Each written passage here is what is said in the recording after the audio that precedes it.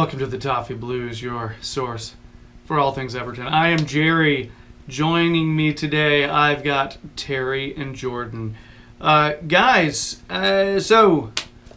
Derby has come and gone, and it was, thank goodness for Dave's prediction of snow. Really needed that one, Dave. I don't know why that didn't happen. That sucks.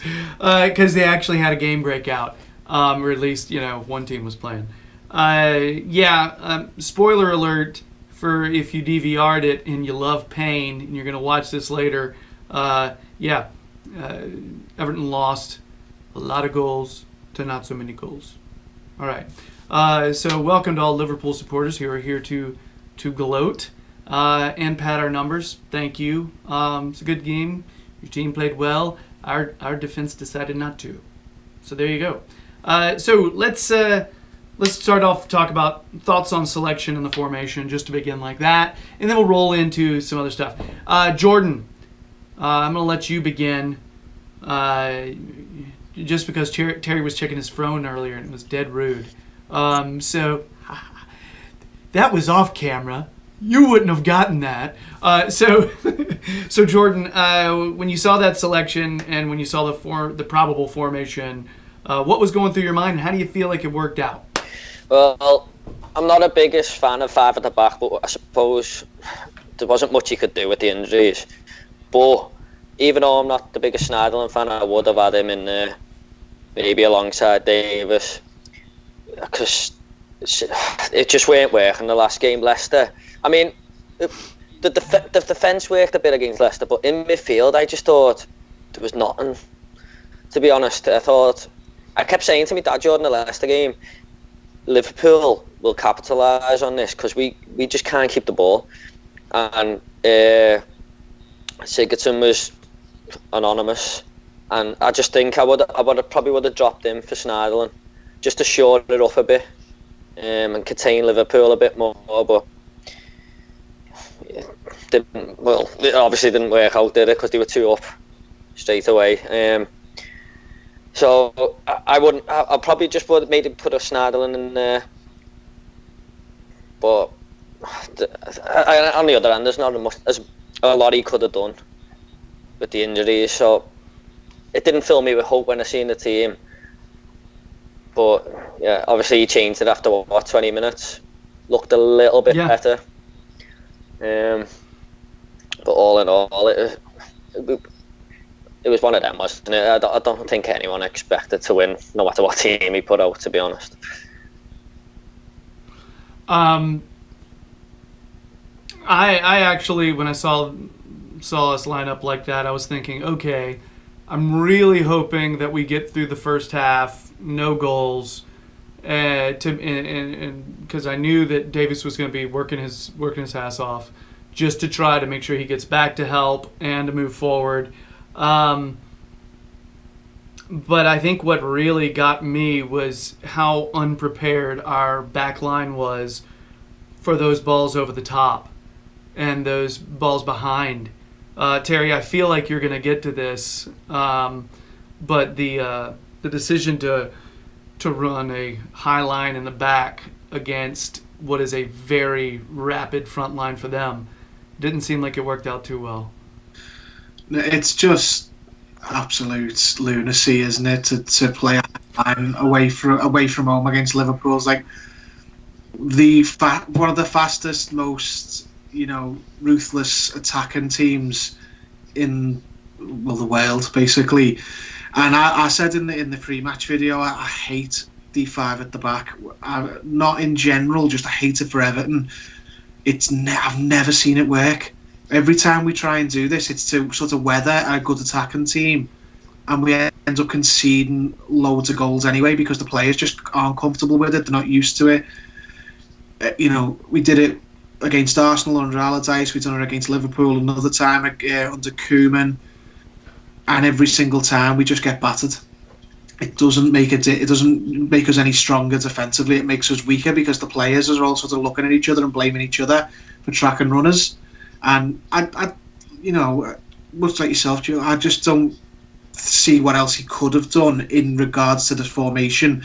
I knew he would do it because it had done all right against Leicester up until the end of the game, and it was the formation that Liverpool struggled against, sort of, when Man United played against them earlier in the season. But I just knew it was coming. The absolute disaster that was the right hand side. I actually did think it would have been Holgate that would have been in trouble against Mane, but it was Sidibe, and no one tracking runners, no one knowing who's meant to be where, arguing amongst themselves. I know Liverpool's attack and play was some of the better stuff they've played this season. They did play well. The goals were really, really good, especially the first one with the pass and whatnot. It was just, I was expecting it. I thought, there's no way we're gonna get out of here alive with the players we've got available, with the formation we're going to try and play. We were banking on Liverpool having a terrible night, and they just weren't going to do it, were they? Yeah, and I'm just going to mention, just because I feel like it should be said additionally, they were not starting with their best 11. No, they weren't. I mean, that tells you how poor, we were. But to be fair, I mean, some of that best 11 actually played quite well, made some really good plays. They have some depth. I mean, I feel like that's to be expected out of the team that's in first in the table right now. But some of those players made some nice plays. Terry, you were about to say something. No, I was just saying that they didn't need some of their first team players, because they're now a top team and have got their second string players are good players, and they obviously got, like, Origi's got the Marges touch against us. He's turned into a bogey player these last 2 seasons.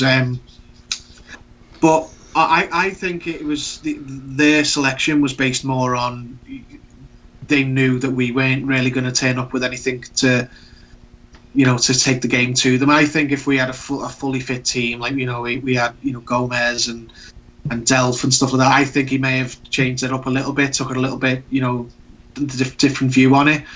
Maybe he wouldn't, but I think he knew. He must have. Klopp will have watched that Leicester game and thought, probably don't need to play everyone, because the team don't know how to play that formation. They don't know how to defend properly, and he was right. The whole defensive setup was just a complete catastrophe and an omni-shambles, and anyone who gets those references gets a point.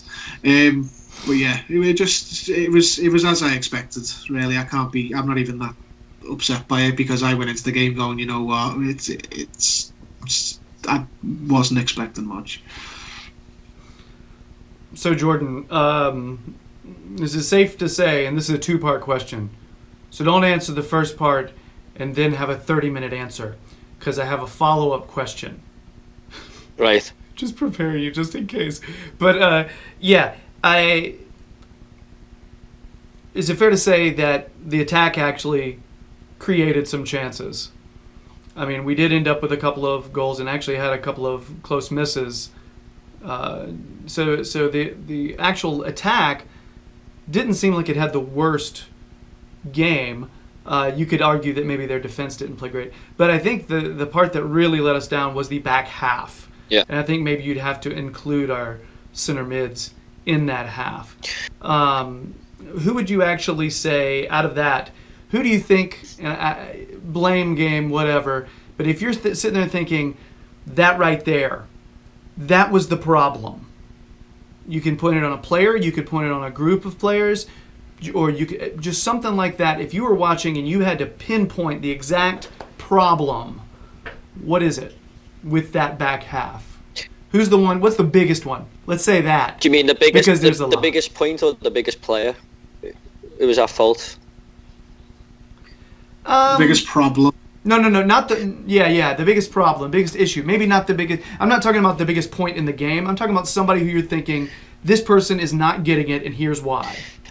Something like that. What I'd say is, right, this Everton team, and I say team, they're not a team. They can't play together. they all look like a bunch of individuals, and that to me is the problem. They don't look like they know each other. Like, I'm just going back here.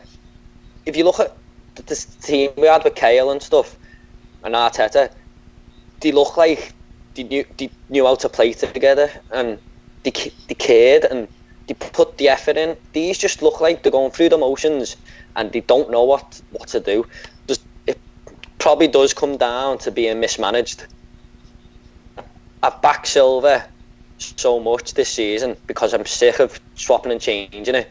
But at the end of the day, he probably is him who's the problem, because he's mismanaging this team. Because they can't string 4 or 5 passes together. I mean, you can say we had the chances and stuff, but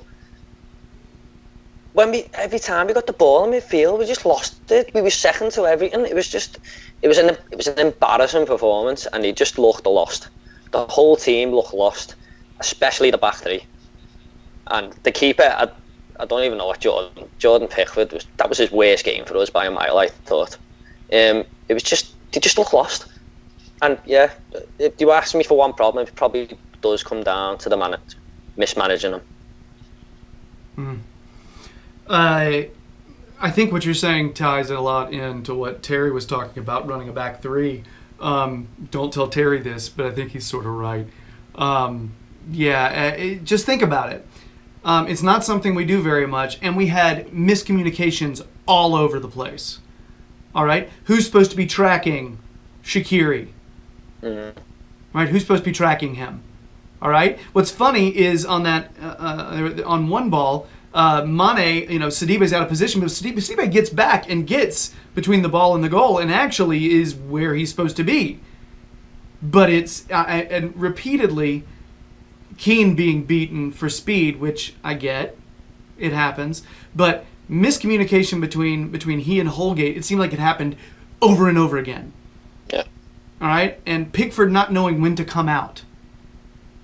I mean, it was one of the, we didn't have any of those moments where Pickford made a great save. Now, to me, big part of that is high percentage shots.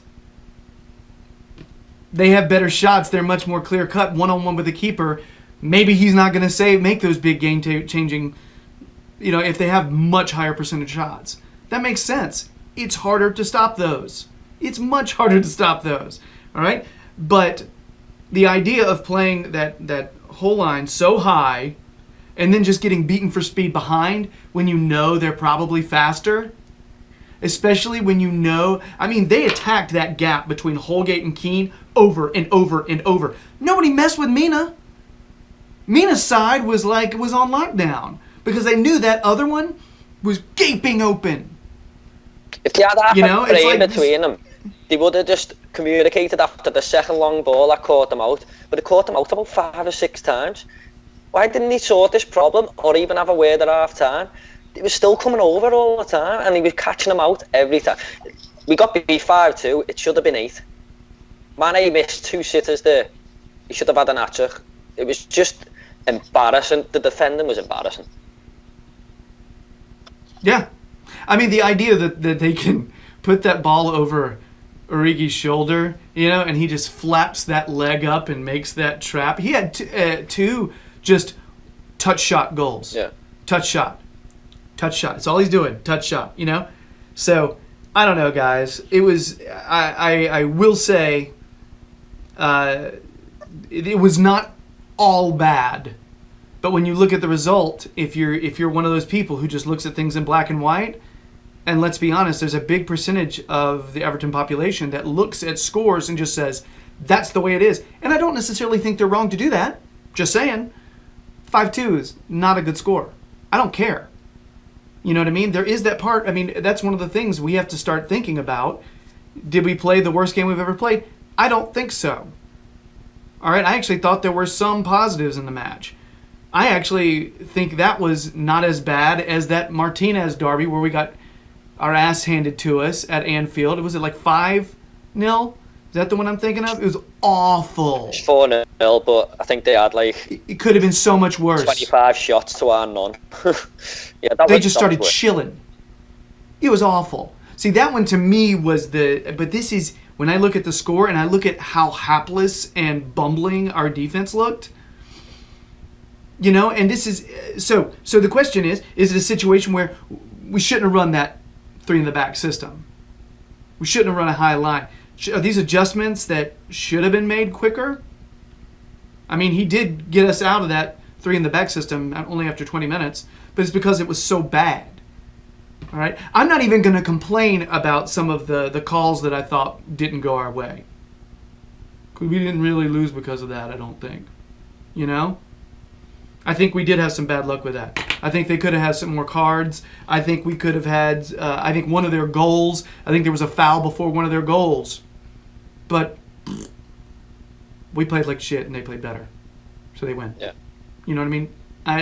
Complaining about that makes me just look like a sore loser. And no, man, I know when we lose, when we deserve to lose. I'll admit it.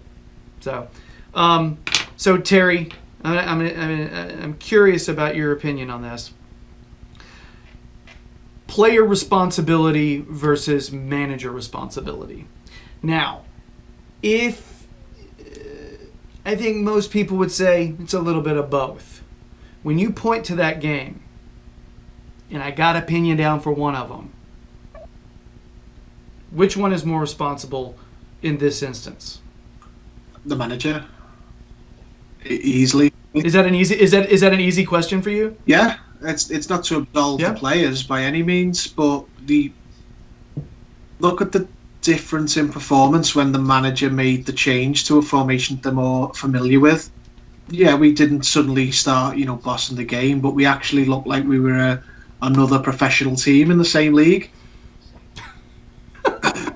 When we went to a back 4 with a more, orthodox sort of shape, and the players man for man compared to their players were never gonna, we didn't have the players on the pitch to turn the game around, but the manager, because not only was the formation and the plan and the setup and to play the high line and to play the 3 centre back, that's all down to him.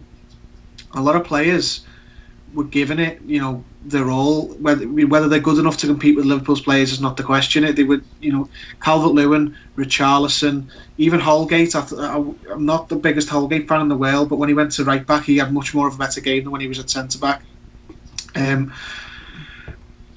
There's some players who are just inexcusable. Gylfi Sigurdsson, as you said before, just what the hell? Like, what's happened to him? He was just he was a ghost in the middle of the pitch. It's like, you're still our record signing. You're not 40, you're 30, you're not old, and you're just not impacting this game whatsoever. Even the players, some of the players who weren't at their best, you could tell they were trying. As I say, not all of them, but a lot of them were, but they were just let down by the formation, the style, the system. When we had Moise Keane and Richarlison up front as a 2, I was like, I sat there and thought, this is what we need to do. We're never ever going to play 4-4-2, so it's never going to happen, but we literally need to strip it back to basics and put them. They were the only 2 who looked like they had any quality up front. And I just don't know why we haven't seen more of Moise Keane. It's like, it can only be the manager. We've been playing Richarlison all over the pitch, except up front where he needs to be. And we've not been playing Moise Keane at all. And we're playing Sigurdsson and making him the captain when he's not turning up for games, he's not leading. He gave away a goal against Norwich and just shrugged his shoulders. Like, he shouldn't have played the week after. We should have, literally, if the manager had anything about him for this game, he would have put Schneiderlin and Davies in midfield with Iwobi ahead of them, and just played that. And Sigurdsson would have been on the bench, or not even on the bench. Maybe would have been because of the injuries. But that game, some of the players were atrocious, but not all of them. And the manager was absolutely awful. And did you see him at half time when the whistle went? It was 4-2. We'd got 2 goals somehow. Liverpool have been doing that all season. They've been beating teams, but conceding really strange, soft goals, but just having too much quality going forward to have it really, upset the results. It was 4-2, and it was half time, and Marco Silva was just there glowering on the touchline. He was just looked like a depressed, beaten man already. It's like, wouldn't you go into the changing room and go, right, well, we've miraculously got out of that half with 2 goals. And okay, we're 2 goals down, but we've already scored 2. Let's make a game of this the second half. We're not out of this game. No, you could tell he just went in there and just basically had no belief at all that we could get back in the game. Yeah. So for me, it's a collective thing. But if you ask me to pick one, gun to my head, it's got to be the manager. Gotcha. I'm assuming, I hesitate to ask you the same question, Jordan, because I feel like I'm going to get a very similar answer from you.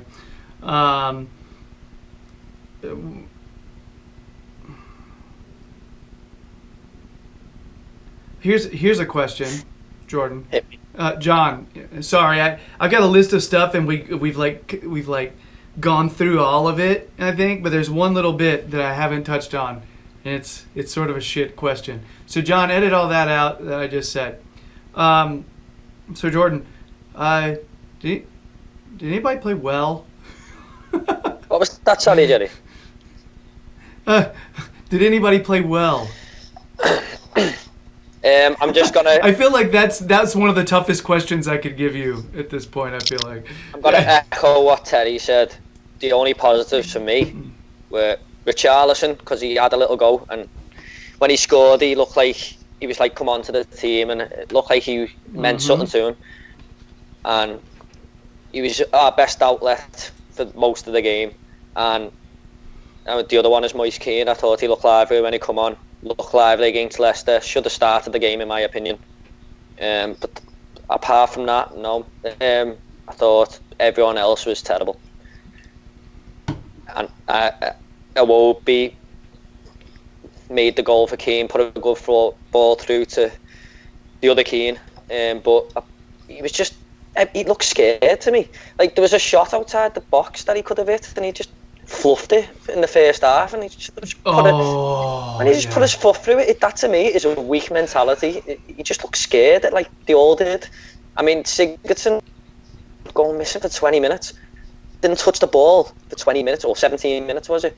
So no, Richarlison, Keane, probably the only 2 who can hold their heads up, and I mean halfway up.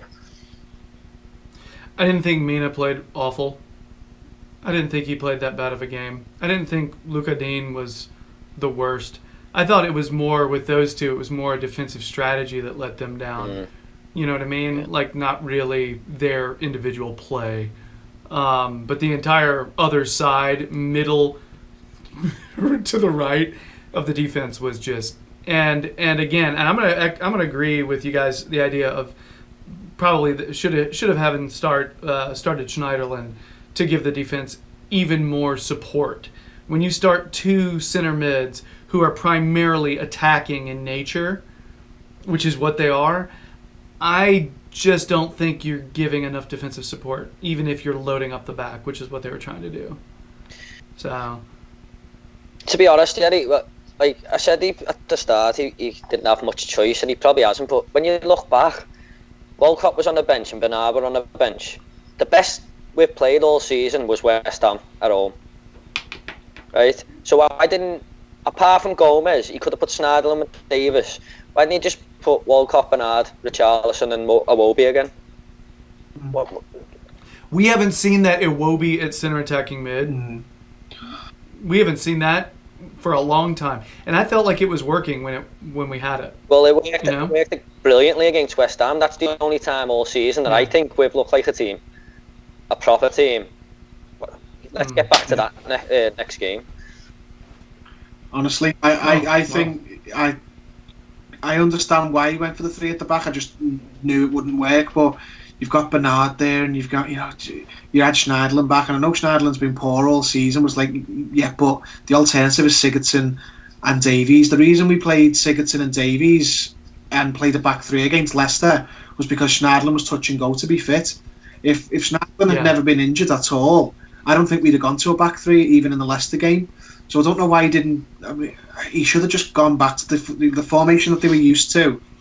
If you're worried about Mane, put Holgate at right back instead of Sidibe, because Holgate as a right back is the best I've seen him play for Everton. And then you've got a flat back 4, where they're meant to be. You get more out of Luka Dean because you've got Bernard back, I personally wouldn't have played Walcott on the right. I'd have played Richarlison on the right to give that a little bit of support, and then Calvert-Lewin up front if you're not going to start Keane. To be honest, if I was Moyes Keane and he'd have said start in this game when he hasn't played them all season, I'd have just said go fuck yourself. Like you're not playing me all season and starting me away at Liverpool and expecting me to do something. But honestly, the players were available and there to make a better go of it with the team than what we had, and he's just this sort of gamble. It was the sign of a manager about to be sacked. He was just gambling and just throwing things at the wall and seeing if it will work. And other managers have done it. In fact, didn't Koeman do similar to this as well? He started playing, funny formations and stuff. At the end because he knew, I need to land on something, otherwise I'm going to go. And it hasn't worked. Honestly, just if you started Bernard on the left ahead of Dean and Richarlison on the right ahead of Holgate, it would have been. We probably still would have lost. Let's be real, but we wouldn't have been as just. Oh, well, all right, we may not have lost. We may have made more of a go of it. Who knows? Because we certainly wouldn't have been as bad as we were in that first 20 minutes. Put it that way. Yeah. All right, guys. Anything else on this? I'm ready to go on. I'm ready to move on. Yeah, I've been ready to move on since about 5 minutes in yesterday into the match. I got me wish though. I said on Twitter that if you're gonna lose, just do it nice and conventionally, straightforward fashion. Yeah. Let me make my peace with it while the match is still ongoing. Don't do this stuff you did last year and get me hopes up and then dash them. I can take that a lot less than I can take what happened last night. If you're gonna lose properly. Don't lose and make me think and make me kid myself into thinking we're not gonna lose. Yeah, I was watching the game at home, and my parents brought my boys in to watch the game with me, and literally, they had just scored, and they walked through the door, and I was like, "I'm sorry, guys, it's not a good start." I was like, "I'm sorry, I didn't do my job. I was supposed to hold them scoreless. It's my bad." Yeah. Just before we go, did anyone actually celebrate Richarlison's goal? Because I just sat there emotionless. I did. At that point, I was happy for good things. Yeah, I was like, "What the hell is going on in this game?" I was surprised more than anything. Just, I couldn't get over how bad we'd been at the start. So I wasn't hopeful. If we'd have been playing a proper formation and whatnot, I'd have been really happy. Going, no, it's not over. We can still, get in this game. But I knew by the way we defended at the beginning that, the Liverpool are up for this. There's no way. Yeah, I was watching with both my kids, and I needed to look for something positive. So yeah, I did. I can't have them sitting there watching Everton and have nothing but negative feelings. You know what I mean? It's got to be. I'm trying to work this brainwash however I can. You know what I mean? So yeah. All right, guys. So that's it for our extra time on the Merseyside derby. Yeah, not a great outing. So. If you want more Terry, check out his Twitter. He'll let you know when and where he's going to be. He's on the Liverpool Echo fan jury every once in a while. They allow him to pontificate about Everton. So that happens. So check that out. Also, check out Jordan. Jordan, what have you got going these days? Not much. Just doing these videos, and I do my movie blog on Instagram. Really, still sorting my new household, to be honest. So your Instagram movie blog? Yeah, hold on. We just got a message. Marco Silva has been sacked. Phil Keck. Okay. Yeah, every journalist, including the Echo, and it's all right. So we'll go into this more at the beginning of the next, but that's the up-to-date breaking news right now. It's official, and it's not from a Blag account like it was earlier. That totally fooled me, but I didn't tell anybody about. Hey. So, Jordan, is the Instagram movie review, is that on your Twitter? Yeah, it's in my bio. Okay, check his Twitter bio. You can see where to find that. All right? So that's it. We're going to move on. Chelsea preview, and evidently we may have an additional segment now about Marco Silva. So, that's it. Much love to everybody. Sorry, this has been painful. All right, bye.